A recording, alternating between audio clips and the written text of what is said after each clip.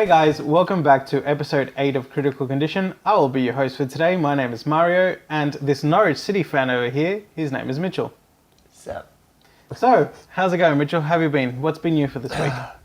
Oh yeah, been up to a little bit. Did my first day of physio for nearly a year after I had that accident where some silly tart decided she'd run head first into me. And then she buggered off back to Russia? Yeah. Because that's where you escape. I have a car accident. Fuck it, I'm going to Russia. And I'll have a few more. So that's why I've got this bloody stupid thing on, because of the physio. It's all bruised up, and you just saw my chicken leg, but it's all good. Yeah, so it's all bruised up because I've got to do the exercises and sore as anything, as you've seen me limping around. Yeah, you've been limping around a bit, feeling sorry for yourself, limping around. I always feel sorry for myself, Yeah. But I heard that the physio lady, she's quite attractive. Yeah, she is. Yeah, she's a really nice woman. Nice. Maybe you should ask her out if she's single. Yeah, well, I'll have a crack. No, why not? We should all have a crack. Not at her. I was like, Jesus. Not at her, by the way. You just went crazy. I know. I got a little bit of a psychopath. What about yourself? What have you been up to? Well, I've been trying to play Mass Effect for the last 2 or 3 nights. But I've been so tired from work that every time I start it, I'll play for an hour and then just fall asleep. Not to the detriment of the game. It's not that the game is boring. It's just that I've been just so bloody tired. It's a fucking awesome game, man. Like, I thought, release night, I'll play for an hour and then I'll go to sleep. Yeah, 5 hours later, I thought it was only an hour later, and I'm like, oh shit, it's 5 o'clock, better go to sleep, I've got work. So I had a few hours sleep, and then, yeah. It can happen. I've wanted it to happen to me, but I've just been really, really tired, and got my car back as well. Nice, so nice. I drove back. I drove again last Friday, so yesterday. Drove to work. Everything was fine. They actually left it in a better condition than it was. So as my previous statement was of hate, I'm like, thank you for crashing into me, Mr. Roboto. I'm glad you crashed into me, because now my window tinting is better. So just back to Mass Effect, it's massively engaging. Like, you know me, I like builders, and do you now? Hey honey, how's it going? Builder games. Like, there we go. Fucking idiot. I like builders. They're very strong. I walked into that. You did. I did. You did. No, I like physios. It's massively engaging. I'm not going to spoil it for anybody, but there is building aspects to the game. You've only done, 20 minutes into the game? Man, I think it's half an hour, but I'm not going to spoil any of it for you. But so be playing it after this video, I reckon, after you go home. Yeah, I'll be going home and playing it. I'll probably be at 5 o'clock and be like, oh shit, I've got to go to work. But anyway, these things happen. They do. So what is new this week for you in movies?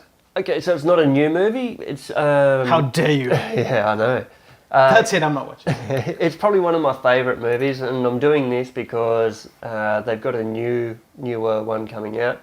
But my movie for this week is Jay and Silent Bob Strike Back, just because I love that movie. I've probably watched it about 35 times. Okay. My brother Daniel and myself just always were watching it. What about Lauren? Has she watched it before? Yeah, Lauren's watched it. Okay. She's probably a bit too smart to like it that much, because it's pretty stoner humour. It's I'm glad Lauren is smarter than that. It's all good. I like a bit of mindless comedy. Fair enough. Yeah. What's it about? So it's about Jay and Silent Bob. Jay is played by Jason Mewes, and Silent Bob is played by also the director Kevin Smith. Okay. So, he directed it while he was doing the movie. Well, when you don't have to learn any lines, I guess, that you can afford to direct and star in the movie. Fair enough. But so there's a comic book made about them. It's called Blunt Man and Chronic. And Blunt Man and Chronic. So there's the stoner humour into it. And there's the characters are based on their likeness, and then there's being a movie made about them, and all these kids on the internet are talking shit about them, and they're getting up in arms about it because they're not the sharpest tools in the shed, and so they go about trying to stop the movie instead of getting the millions of dollars that they're owed because of likeness rights and things like that. So it just follows the story of them trekking across USA trying to get to Hollywood to stop the movie. Okay. But it's a very, very comical movie. I reckon if you got stoned and watched that, it'd be fucking hilarious. Not that you should get stoned or anything, but yeah. No, fair enough. Yeah. Fair enough. So the premise of the movie. Yeah. Any other famous actors that might work? Dude, I can't even remember them all. Like there's Jason Mewes, Kevin Smith, Ben Affleck, Matt Damon, Jason Biggs. Okay, the guy from American Pie. Yeah, pie fucker. Now, Jim Vanderbeek, what's his name? I'll get to have a look. I'll get the... what are we going to tell your mother? There's Jason Lee, Shannon Elizabeth, Eliza Dushku, Carrie Fisher, Will Ferrell, who else? There's also George Carlin, who's sadly departed us now. Who's that? The comedian, George Carlin. Oh, okay, yeah. Sorry, didn't quite hear it. Yeah, Shannon Doherty, Chris Rock, Mark Hamill was in it, Sean William Scott. Jeez. Yeah, Tracy What Morgan. a cast. Yeah. Even Judd Nelson's in it, James Vanderbeek, Wes Craven, Jon Stewart. Yep. Yeah, so that's a massive cast for a very little known movie. But because Kevin Smith helped out Ben Affleck and Matt Damon on Good Will Hunting. Okay. Yeah, I think he... The movie that I got confused a couple of weeks ago. I think he was script editor on it.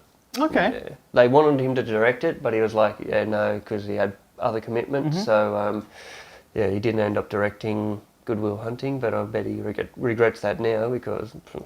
That movie went on to win a few awards. Yeah. So what makes it... Sorry to throw this question at you, but what actually makes it one of your Garanoth selections? Just because it's just hilarious. I don't know what it is about it. It's just, I don't know.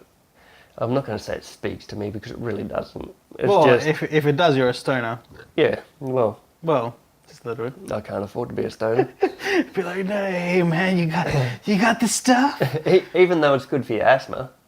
But yeah, it's good for cancer too, apparently. Yeah, no, there's so many benefits to it, but we won't go into that because we don't want to get political. Yeah, exactly. We're not very political, and when we are, we usually just like fuck them all. Fuck politics. They're all where the hookers at? And do they deliver? Oh man, I wish that's a bit of an inside joke there. No, we don't. But actually, speaking about something a little bit political and a little bit off topic. Yep. I highly encourage anybody that likes to delve into US politics and things like that to go check out the channel that is starting either the 3rd or 4th of April called Colin's Last Stand. Yep. Now, this guy is a guy that broke off from Kinda Funny Games. Won't get into the details of what happened there, but look guys, he started his own Patreon, and you can find it at www.patreon.com/Colin's Last Stand. I've pledged my allegiance to him because I think he was a great writer for video games. Very informative, very informative. He was an opinionated person, but I never found his opinions offensive. I actually found them constructive, although sometimes I didn't agree with him. Yeah. Now he's off the topics of video games. Now he's going into US politics, history. I'm excited for his new video that's coming out either the 3rd or 4th of April. Yep. And I urge you guys to go check him out. He's got a movie coming out. Is that what you said? Sorry, like a video, like a 30-minute video. No, not a movie. It's not yet anyway. You never know. Yeah, I mean, the support this guy's gotten on Patreon surpasses his Kind of Funny days. His Kind of Funny days. Well, now that he doesn't have to share the money, and he's been very open about what he's going to do with the money. He's actually moving out of San Francisco, going into LA with his girlfriend. What the original joke was about, and why he got into so much trouble. But you know what? He went onto the Rubin Report that I will place a link as well.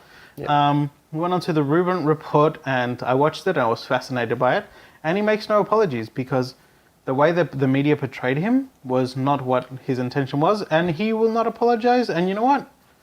I stand with you, Colin. So That's the thing today. No, you can't have a joke about any fucking thing. no, without everything gets taken out of context, and it's just ridiculous. But as I said, I stand with Colin.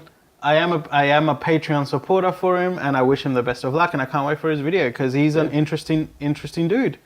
Like he's only a couple of years older than me, but I'm interested in what he has to say. You're pretty old though. I am, but you're older than me, so shut the fuck up. I'm a young fella. No, you're not. A young whippersnapper. Young whippersnapper. All right, so going back onto topic of the movie. So so that's the premise of the movie. Them going throughout the country, throughout USA, trying to get to Hollywood to stop the movie. Mm-hmm. It's just a very, very funny movie. It's very well written. Kevin Smith is a very intelligent man, even though he just writes a lot of dick and fart and ball jokes, which appeals to some people. Well, a lot of people, because he's made a shitload of money from it. But an interesting fact about him was the first movie he ever did was Clerks. Yep. It was a black and white film. I think that's actually the first one. That's actually the movie that we talked about earlier that you had actually shown me, Clerks. Yeah, Clerks, yeah. Yeah, because it was the same guys behind a counter.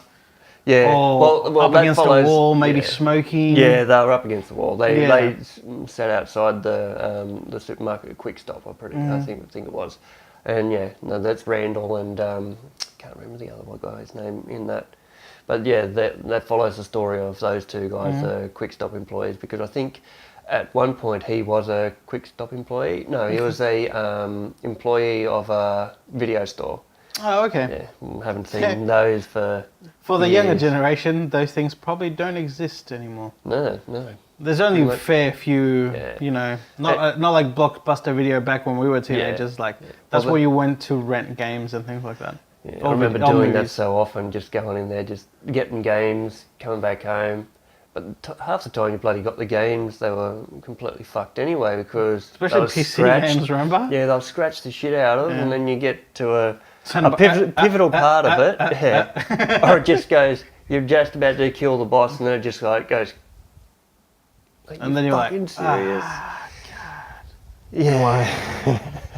I've had plenty of those moments. Yeah. I forgot where I was up to in the movie. Oh yeah, no, because he was a employee of that, and the way he funded his first movie was to get a whole heap of credit cards. Oh. Yeah, and put all of it on credit cards. So Jeez. he was jumping in the deep end. Break or bust. Make it or just lose it. Yeah. He was so he jumped right in the deep end. He just. I know there's a saying for that. I just couldn't remember. Yeah. No, I know what you meant. Break or bust or what? No, something like that. Shit. I'm sorry. But yeah, no. So he's a very dedicated filmmaker. His storylines are entertaining, but when you delve deeper into them, they're actually well thought out, well scripted. People don't see past the jokes. Okay. Like, he's just making like stoner humour, but that's the thing. He is, but at the same time, he's making scripts that are well planned out, and they've got like the 3 acts. Yep. You know what the acts are. No, I know what you mean. Look, it probably when you first tried to show me, I was just a little shit. So maybe I'll like them now that I have a bit more of a sense of humor and I can laugh at life. Yeah. Because I remember being a pretentious little asshole when I was younger, and there's nothing wrong with that. I mean, people go through phases. Indeed. And I went through my goth fucking stage. Oh God. That wasn't fun. Oh man, that was a sight to behold. At least you never wore makeup though. No, I wasn't. But you went like it was like / goth emo sort of. Yeah, kinda. It was an in between sort of little stage that you went through. One of those little fuckwits. You're funny. But yeah, we all went through phases when I was young, when we were young, and I'm sure. Look, I'll probably give this movie a chance now. Yeah, no, you should. It's definitely worth a watch, as I said. Yeah, the DVD probably. Oh, I do. All right, bring it next time. Yeah, I'll watch I've got mostly Kevin Smith movies like Mallrats, Chasing Amy, fucking Clerks 2. What's that? Cop Out. Okay. Zack and Miri Make a Porno. Yeah. I have watched that one. Yeah. I didn't Just because it had the word porno. Like, oh, I might see some tits. But no, I might see some... Oh, you're doing that. You do, actually. But you also see Jason Mewes' dick too, so... No, I don't remember that. That's probably because I blocked it out. How could you block something that big out? Oh, shit, you were looking. I was just like, what the... Oh, God. Well, there we go. Now we know a little bit more about Mitchell than we wanted to. No, but that sounds pretty interesting, man. So that's Garanoff selection for this week. I just can't wait for the second one to come out. Yeah, because that's in development now, right? Yeah. Yeah. Hopefully it's equally, if not better. Yeah. Cool. Yeah.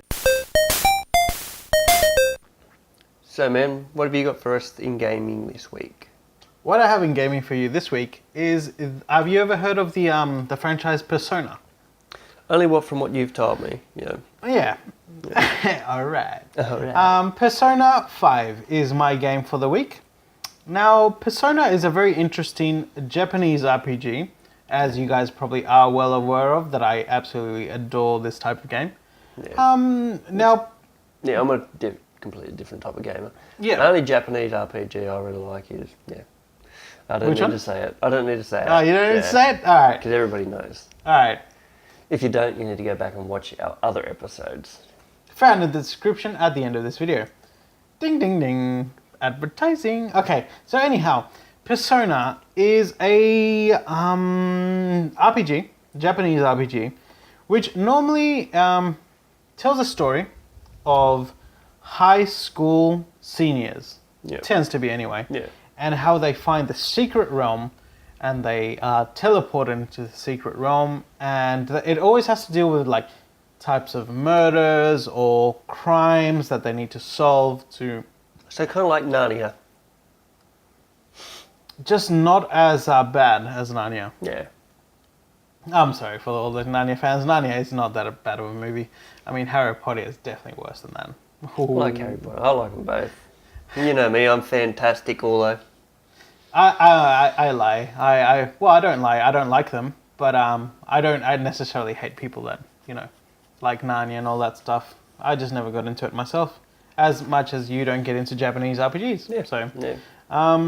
So anyhow, normally, high school seniors dealing with issues normally relates to an issue that when you were growing up, not having enough friends or not being loved, or to some poor people, the death of a family member, things like that, and those manifestations of maybe fantasy to deal with that type of issue. Yeah. But with Persona 5, it changes the mold. Now, the gameplay, you know how normally RPGs are a bit robotic? Yeah. You go down a corridor, you either have a random encounter, or you see an enemy, and you run into them. And that's when the turn-based combat comes into effect. Comes into effect. It's the same style of game, it's still turn-based combat. However, the exploration side of things have taken a new perspective. Yeah. It's more like a 3D action game, similar to maybe what Mass Effect brings to the table. Yeah, just not as good. Not as good. It's not going to be as fluid, obviously. Yeah. It's going to be a little bit more mechanical the way you do things. Yeah. That's to be expected, though. But that's a jump forward into Japanese role-playing games. Mm-hmm. These games, as I've mentioned before, down a corridor, you hit an enemy, loading screen comes up, bang, you're into the fight, you attack, you magic, you whatever. You finish the fight, the XP comes up, you rinse and repeat. Yeah? Yeah. Similar to that, and that still happens in this game. However, the gameplay of it has been revamped, has been modernized for current times. And this is a great thing about Japanese games currently. They're in a state that they're taking from Western developers. They're taking cues and ideas. That's why Zelda Breath of the Wild was such a critically acclaimed game, because it stopped being so damn Japanese. I was going to say, they stopped focusing mainly on the Japanese audience and went more worldwide. Worldwide, Yeah. where you know, like, and I think a lot has to do with how The Witcher presented the world. Yeah. The Witcher 3. It was an awesome game. My favorite game of all time, guys. Like, it beat my other favorite game of all time, which is Final Fantasy VII. Yep. Witcher 3 was just this magnificent achievement in open worlds. Now, there's a lot of people that hated the combat, hated everything, but the thing that I liked most about it was the collectibles and the mini games, like the mini card games, and the collectibles were the cards themselves. Trying to get. It kind of reminded me of, I think it was Final Fantasy 9, where you could actually collect the Number 8, the cards. fiends that you killed, and So for those of build out people your that deck. don't know, that was actually called the Gwent card system. Yeah. Which is actually a standalone game now. Yeah, I remember that. And that was their collectibles in Witcher 3. So it wasn't a bunch of like, hey, collect a feather over here. No, it was cards, and there was an actual inbuilt card game that was pretty engaging and really well thought out.